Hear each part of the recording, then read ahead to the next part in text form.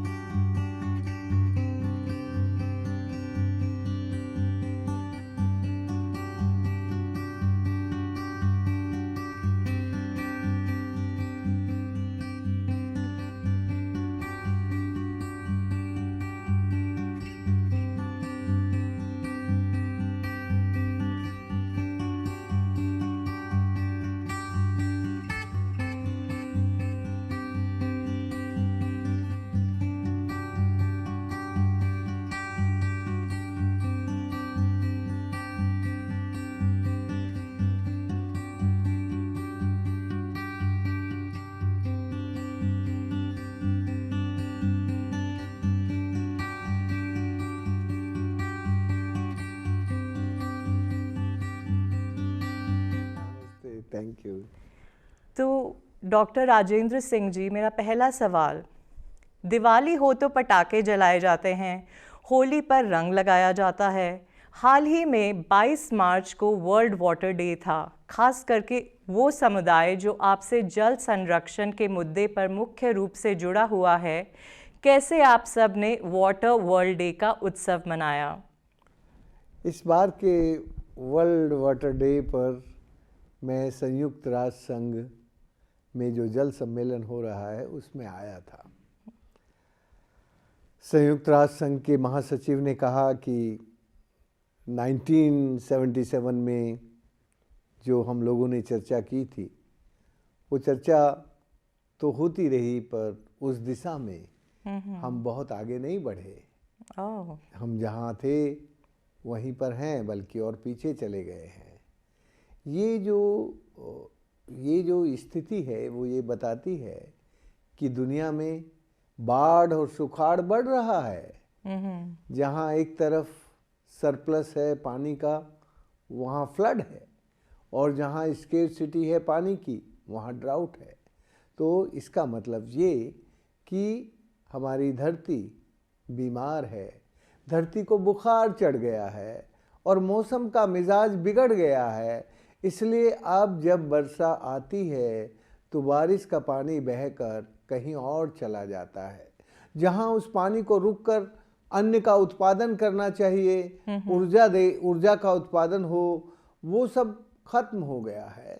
बल्कि अब वो जो बारिश का पानी है वो मिट्टी को काट के, धरती से मिट्टी को लेके अपने साथ नदियों में जमाता चला जाता है। और जब नदियों का तल ऊपर उठता है तो वो पानी नदियों में नहीं बहता, नदी में मिट्टी जमी है, मिट्टी से नदी का तल ऊपर उठा है, वो पानी फिर शहरों में और गांवों में घुसने लगता है। तो हमने जो विश्व जल दिवस मनाने की शुरुआत की थी दुनिया में, वो ये सोच कर की थी कि दुनिया जल के महत्व को जानेगी, समझेगी और जल का अनुशासित होकर उपयोग करेगी। जल के उपयोग की दक्षता बढ़ेगी। एक तरफ जल के उपयोग की दक्षता बढ़ने का काम होगा और दूसरी तरफ जल के संरक्षण का काम होगा।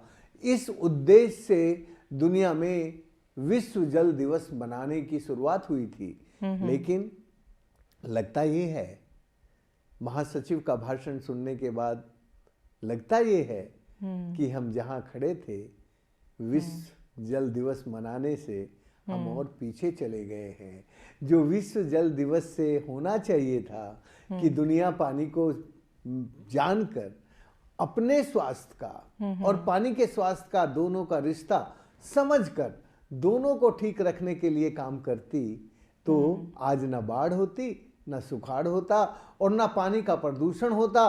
पानी पीने के लायक और जीने के लायक अमृत की तरह हम सबको मिलता रहता। लेकिन हमने जो अमृत की तरह बहने वाला जल है नदियों में, उसमें अपने शहरों का, घरों का गंदा पानी, उद्योगों का केमिकल वाटर उसमें मिला दिया और जो अमृत था वो जहर बन गया। तो आज धरती पर अमृत वाहिनी नदियां जहर वाहिनी बन गई हैं। धरती का पेट 72% ओवरड्राफ्ट हो गया है। 72%। मुझे समझ में नहीं आता कि दुनिया की जनता को क्या ये मालूम नहीं है कि जब जिस देश में पानी पीने के लायक नहीं बचेगा तो उसके रिजर्व बैंक की करेंसी की वैल्यू बचेगी क्या? बिल्कुल नहीं। करेंसी की वैल्यू तो तभी तक है जब तक हमारा पानी पीने के लायक, जीने के लायक, हम सबको स्वस्थ रखने के लायक, मेरी माँ धरती को स्वस्थ रखने के लायक पानी होगा, तो ये दुनिया बनेगी, चलेगी, बढ़ेगी। आपहा ब्रह्मास्मि, अब से 12,500 साल पहले अथर्ववेद में ये कहा गया। आपा माने जल, मैं जल हूँ, मैं ही ब्रह्मा हूँ, मैं ही ब्रह्मांड का सृजन करता हूँ, मैं ही ब्रह्मांड को बनाता हूँ, ब्रह्मांड को चलाता हूँ। इस ज्ञान के ज्ञाता भारतवासी, दुनियावासी भूल गए हैं। हम जब तक अपने भगवान को पहचानते थे तब तक हम दुनिया के गुरु थे। हमारा भगवान है भय से भूमि, गै से गगन, वैसे वायु, आ से अग्नि और नय से नीर। ये जो पंच महाभूत हैं यही हमारा भगवान था। और इस भगवान शब्द का अखंड भारत के सभी राज्यों में इस भगवान शब्द को जानते थे। जब तक हम इस भगवान को मानते थे तब तक हम दुनिया के गुरु थे। तब तक ही हम नीर नारी नदी को नारायण मानते थे। तो हमें संयुक्त राष्ट्र संघ द्वारा घोषित विश्व जल दिवस पर ये सब जल के साथ हमारा जो रिश्ता है, जल के साथ हमारे जो स्वास्थ्य का रिश्ता है, जल के साथ हमारे जीवन का, हमारी जीविका का और हमारे जमीर का जो रिश्ता है, उस रिश्ते को शायद हम भूल गए हैं और संयुक्त राष्ट्र संघ भी भूल गया है। संयुक्त राष्ट्र संघ ने भी इसको केवल विश्व जल दिवस घोषित करके जो पूरी दुनिया को बनाने वाला जल है उसके महत्व को भुला दिया। तभी तो 40 साल के बाद संयुक्त राष्ट्र संघ ने जल के लिए सम्मेलन किया। 40 साल के बाद। यू कैन इमेजिन, जिस जल से हमारा जीवन बनता है, हमारी जीविका चलती है और हमारे जीवन को आनंद मिलता है, उसके लिए संयुक्त राष्ट्र संघ ने 40 साल बाद 46 ईयर आफ्टर वाटर कन्वेंशन बुलाया। That's a tragedy indeed. My next question. Ramon Magsaysay award, Jamnalal Bajaj award हो या स्टॉकहोम वाटर अवार्ड, दुनिया भर में आपकी कामयाबी का डंका बजा, अखबारों में और टेलीविज़न चैनल्स ने कवर किया। उन दिनों का कुछ ब्यौरा दीजिए जब निराशा भी होती थी, कभी खुद के मनोबल या आत्मविश्वास पर संदेह होता था कि आप अकेले यूपी में पले बढ़े, आपकी बातचीत, पहनावा, तहजीब राजस्थान की बंजर मिट्टी में रह रहे लोगों को मन परिवर्तन कैसे करेगी? मैं तो भारत सरकार में जयपुर में मेरा सिलेक्शन हुआ तब मैं यूपी से जयपुर आया था और 4 साल राजस्थान की राजधानी जयपुर में सरकार में था। मुझे लगा कि इस सरकार में ये बहुत बड़ी मशीन है। इस मशीन में एक छोटा पुर्जा कुछ ज़्यादा नहीं कर सकता, मशीन को बदल नहीं सकता। तो मैं एक छोटा पुर्जा बन के इस मशीन का क्यों रहूं? 4 साल बाद मुझे समझ में आया कि मैं तो कुछ नई मशीन बनाऊंगा जिससे मेरी नई दुनिया बने। जब मैं ये सोच रहा था तब मुझे ये सूझा कि मैं कहाँ जाऊं ये नई दुनिया का सृजन करने के लिए। तो मैंने देखा कि जहाँ की दुनिया उजड़ रही है, जहाँ के लोग बेपानी होकर उजड़ गए हैं, जहाँ के लोग लाचार, बेकार, बीमार बनकर बेघर हो गए हैं, उन लोगों के पास जाना चाहिए। और फिर मैंने अलवर ज़िले की थानागाजी तहसील के गोपालपुरा, किशोरी, भीकमपुरा, इन गांवों के क्षेत्र को चुना जो उन दिनों माल न्यूट्रिशन के कारण, कुपोषण के कारण वहाँ रतौंधी रोग था, लोग बीमार थे, जो बूढ़े लोग थे, और जवान आदमी तो जवान औरत और जवान आदमी वहाँ दिखता नहीं था। तो मैं तो डॉक्टर था तब, मैंने डॉक्टरी से उन लोगों का इलाज किया, ठीक हो गए। उनमें से एक बूढ़े आदमी ने ठीक होने के बाद मुझसे कहा, राजेंद्र तैने अब मुझे दुनिया दिखा दी, पर मुझे दुनिया देख के बहुत दुख हो रहा है। जब मुझे दुनिया नहीं दिखती थी तब मैं अपनी झोंपड़ी में पड़ा रहता था, लोग मेरी मटकी में पानी भर देते थे, मैं पी लेता था, मेरा राम आनंदम आनंदम रहता था। लेकिन जब से दुनिया दिखने लगी मेरे जीवन का कष्ट बढ़ गया है।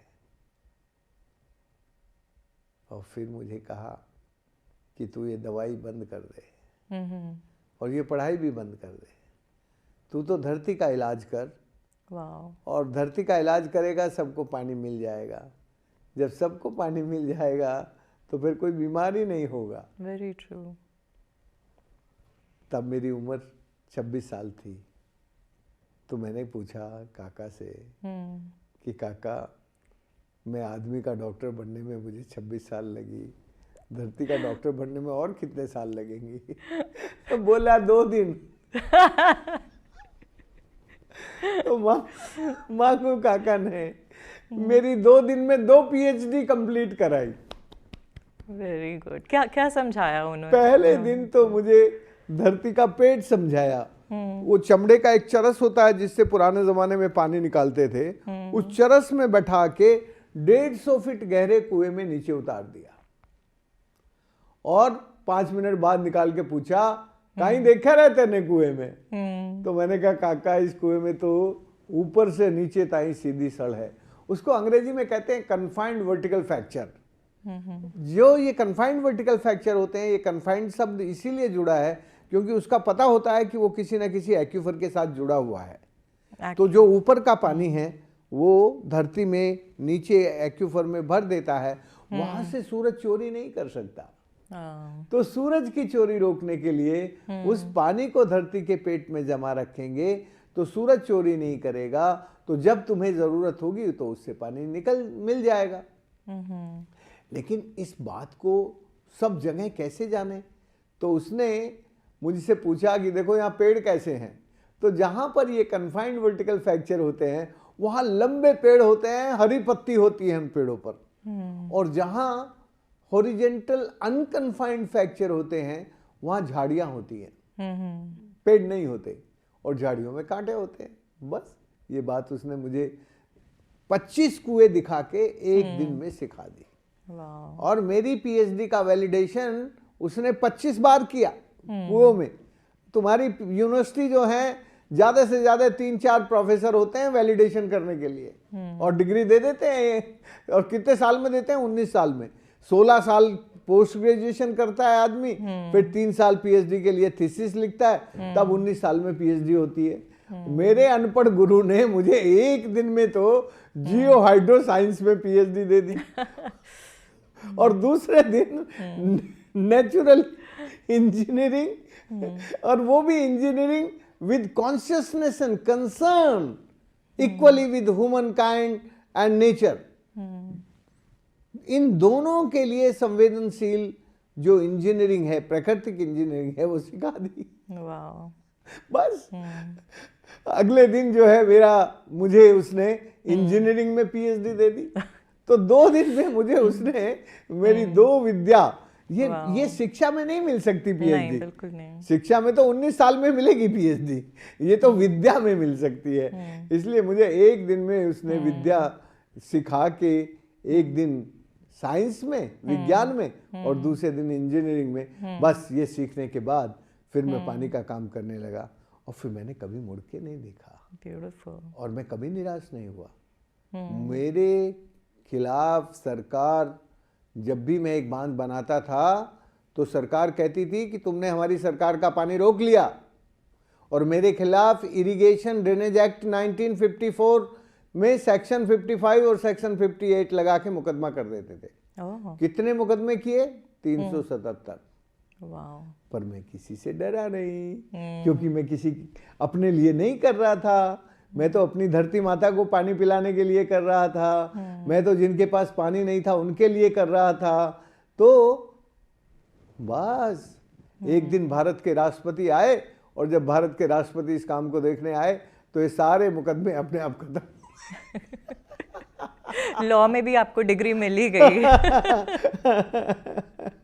तो Beautiful. बस मेरे जीवन में कोई निराशा नहीं है, इसलिए निराशा के दिन मुझे दिखते नहीं, और मैं कभी डरा नहीं। Very nice.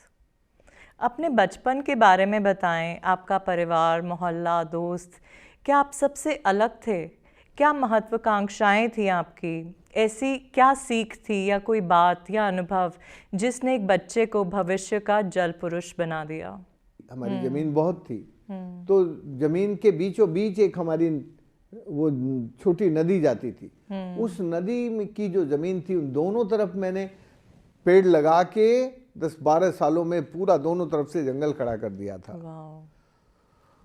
तो मेरे पिताजी कहते थे कि तू इस जमीन में खेती करने देगा कि नहीं, ये जंगल ही खड़ा कर देगा यहाँ तुझे। तो मुझे बस इतनी तो याद है। अब मुझे ये मालूम नहीं कि मैं और अलग कैसे था। और मेरे टीचर मुझे कोई क्रिकेट खेलते थे, कोई फुटबॉल? खेल तो मुझे कबड्डी का खेल सबसे ज्यादा पसंद था। अच्छा। और फुटबॉल तो मैं नहीं खेलता था, और मैं क्रिकेट भी बिल्कुल नहीं खेलता था। मैं खेलता था कबड्डी और खो खो और रस्साकशी। इन तीनों खेलों में मैं सबसे आगे रहता था।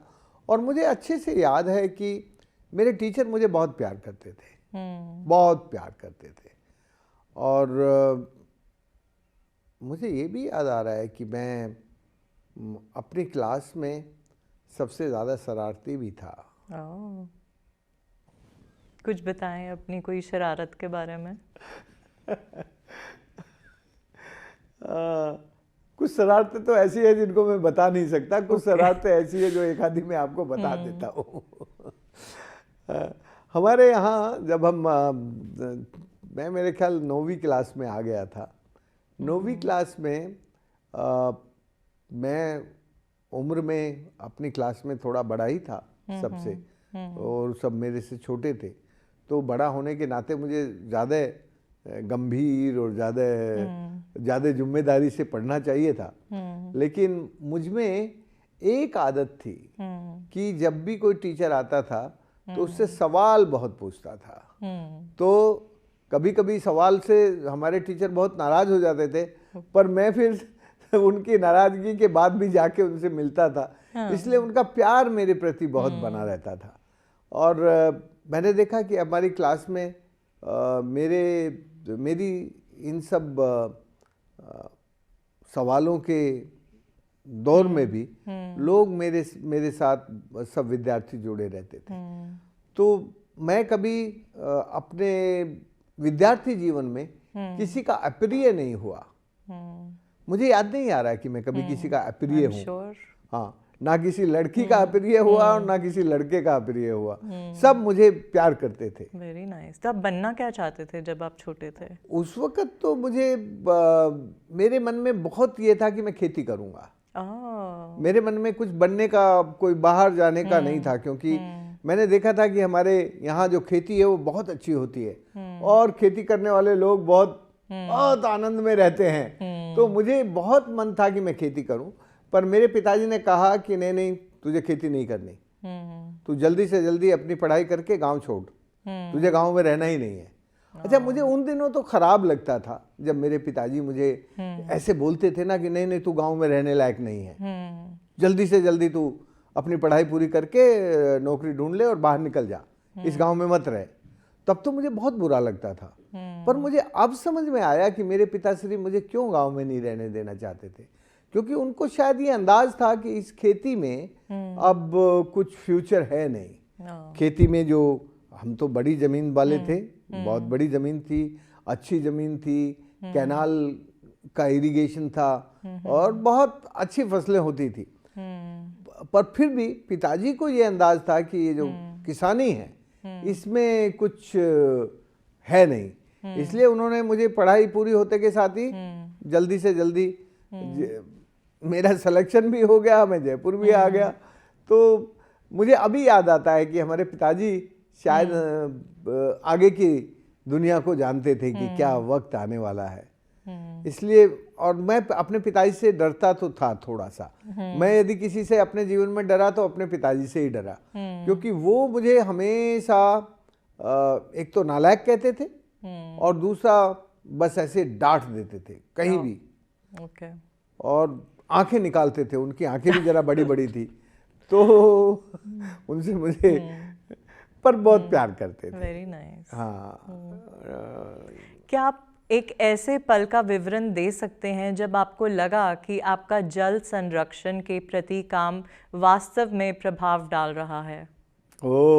ऐसे तो बहुत क्षण आए मेरी जिंदगी में, बहुत बार आए, लेकिन ऐसा क्षण सबसे पहले 1988 में आया, 1988 में, जब गोपालपुरा में मेवालो वाला बांध भर गया पानी से। उस साल बहुत अच्छी बारिश हुई, तो उसके नीचे के जितने कुएं थे, 20-25 कुएं पूरे पानी से लबालब भर गए, सब कुओं में पानी आ गया। और जैसे ही कुओं में पानी आया तो गोपालपुरा के जितने लड़के सब गांव छोड़ के चले गए थे वो वापस आ गए गांव में और खेती करने लगे।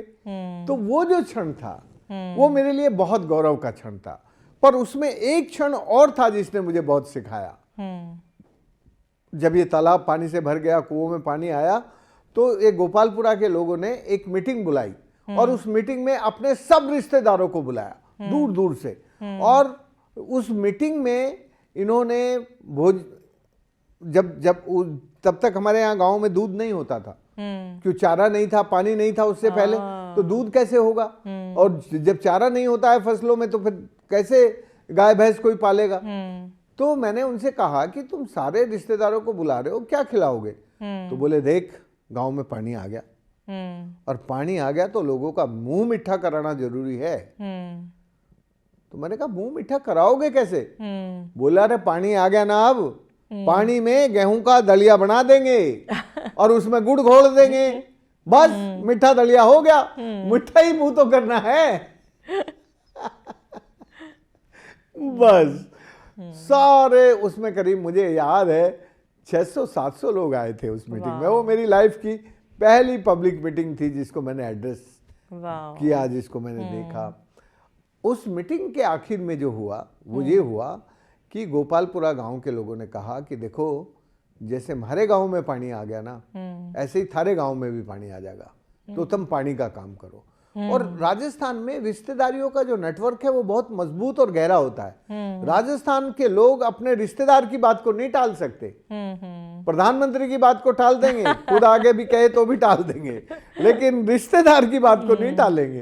तो इन्होंने रिश्तेदारियों ने तय किया कि हम सब लोग जैसे गोपालपुरा का गांव का काम पानी का हुआ, इससे अच्छा करेंगे। तो वो जो एक कंपटीशन था ना, वो एक सृजनात्मक क्रिएटिव कंपटीशन था, जिसमें से फिर सब लोग लग गए।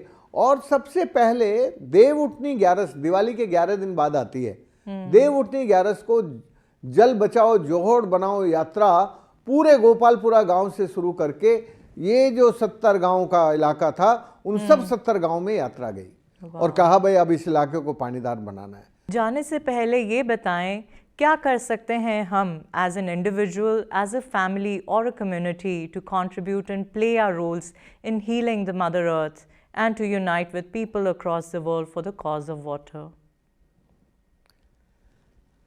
हम अपने आप अपनी ज़िंदगी से शुरू करें। जी।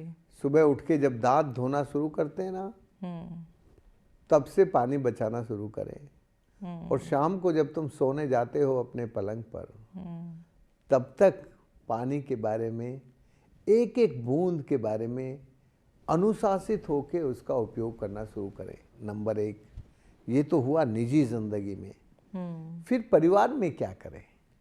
परिवार में जो हमारा परिवार का गंदा पानी है, उस गंदे पानी को अच्छे पानी में ना मिलने दें।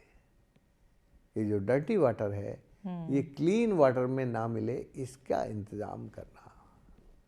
फिर ये जो बारिश होती है, उस बारिश की एक एक बूंद को पकड़ के उसको सहेज के रखें, उसका संरक्षण करें, उसका प्रबंधन करें।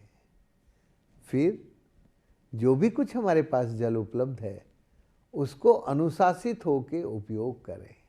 जी। We can develop a skill of efficient use of water. आज इस बात की बहुत ज़रूरत है कि हम जल के उपयोग की दक्षता बढ़ाएं। एक तरफ जल के उपयोग की दक्षता बढ़ाएं, दूसरी तरफ जल का संरक्षण करें। ये दोनों काम जब हो जाएंगे तो पूरी धरती पानीदार बन जाएगी। धरती को यदि पानीदार बनाना है तो एक तरफ संरक्षण और दूसरी तरफ समझदारी से उपयोग करना सीखना पड़ेगा। बस इतना ही करना है। जी। So thank you so much for this inspiring talk. This was truly an honor. Thank you so much. Thank you.